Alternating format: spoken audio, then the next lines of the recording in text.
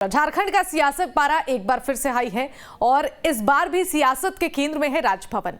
प्रदेश के राज्यपाल सीपी राधाकृष्णन के दौरे पर सियासत खत्म भी नहीं हुई थी कि अब खुद विधानसभा के अध्यक्ष इस विवाद में कूद पड़े हैं, जिसके बाद बयानबाजी का ऐसा दौर शुरू हुआ जो खत्म होने का नाम नहीं ले रहा है। देखिए राजभवन पर कैसे बीजेपी और जेएमएम में आर पार हो रहा है, इस रिपोर्ट में देखिए। आप बताइए राजभवन में क्या कसूर किया? 1932 के खतियानी रैयत जो यहाँ के आदिवासी और मूलवासी हैं, जिनका नाभि मूल इस मिट्टी में गड़ा हुआ है, राजभवन उस बिल को वापस कर दिया। बारिश की बूंदों ने भले ही फिजाओं में ठंडक ला दी हो, लेकिन झारखंड के सियासी गलियारे का पारा हाई है और इस बार फिर सियासी तकरार के केंद्र में है राजभवन।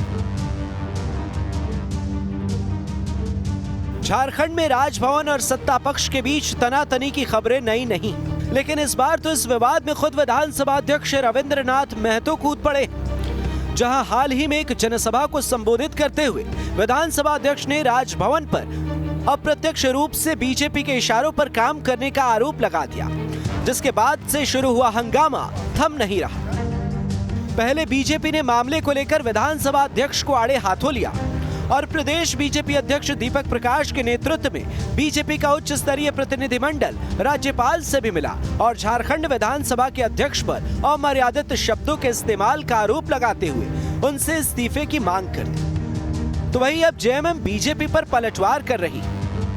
जो दलगत राजनीति से ऊपर बैठकर के पद पर आसीन है, वह व्यक्ति झारखंड मुक्ति मोर्चा के कार्यक्रम में, जहां पर झारखंड मुक्ति मोर्चे के झंडे लगे हुए हैं, बैनर लगे हुए हैं, वहां पर असंसदीय और अशोभनीय के साथ साथ जो संवैधानिक प्रमुख हैं झारखंड के, राज्यपाल के बारे में टिप्पणी करने का काम किया।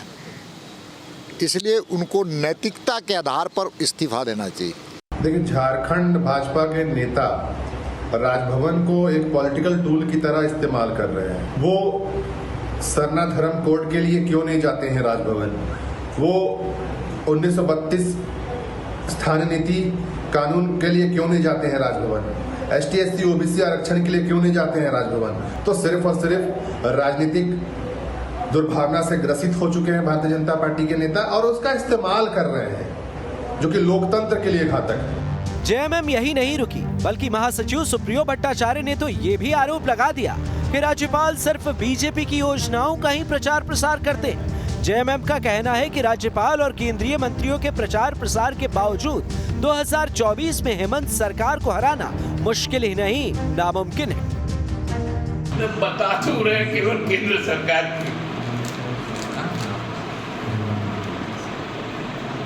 तो राज्य सरकार ने तो सलाह नहीं दिया। मेरी जानकारी के अनुसार राज्य सरकार की तो अपेक्षा रहती है, क्योंकि राज्य का जब भी कोई शुभकामना वगैरह होता है तो उसमें तो माननीय मुख्यमंत्री जी और उनका दोनों का संयुक्त अपील निकलता है, शुभकामना संदेश आता है।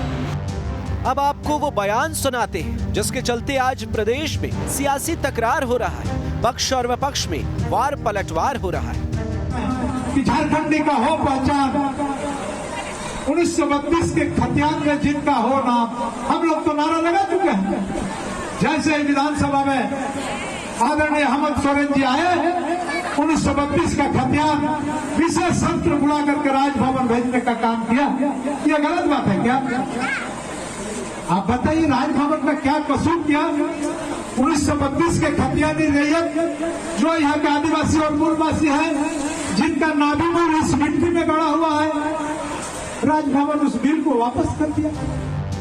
बहरहाल चुनावी मौसम नजदीक है तो दौरों से लेकर गठबंधन तक सभी पर सवाल उठते रहेंगे, बयानबाजियां भी होंगी, लेकिन इस सियासी रार से चुनावी नया पार होती है या नहीं, ये तो वक्त ही बताएगा। रांची से कुमार चंदन के साथ bureau report, news state, Bihar Jharkhand.